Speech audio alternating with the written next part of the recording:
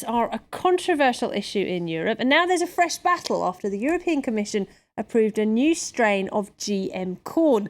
Brussels gave the green light despite opposition from 19 out of the EU's 28 member states. France is one of the fiercest opponents, but there is strong support over in Spain, where GM farming is already widespread. Our correspondents have been to meet with farmers and consumers to see what they think.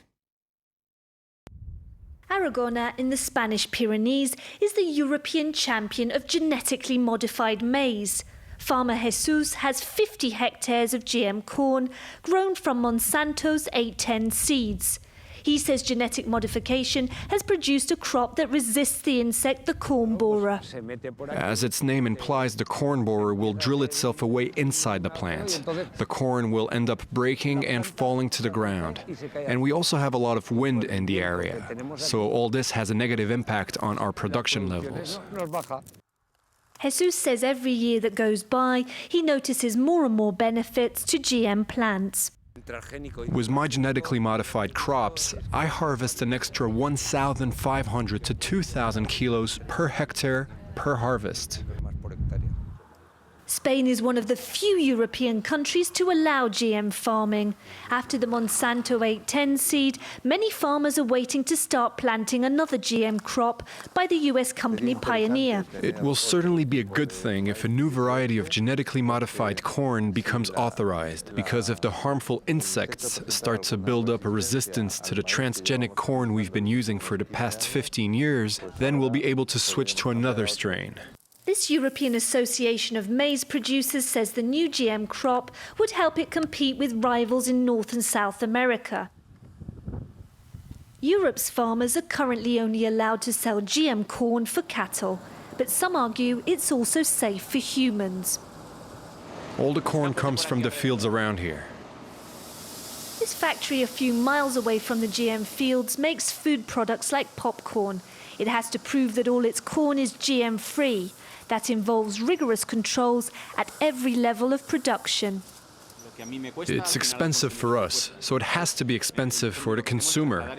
We have no choice but pass on the additional production cost of guaranteeing the corn as GM-free to the final price.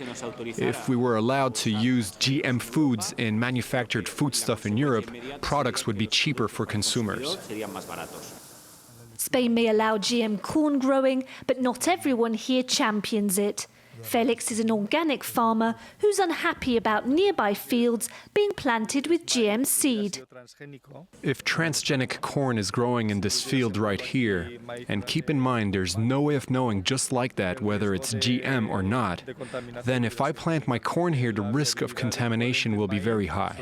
Corn pollen is active up to 24 hours. Crops located at a 24 hours distance could become pollinated and contaminated. The pollen being carried by the wind or by an insect. It's rare for this region, but this cooperative kept using conventional seed.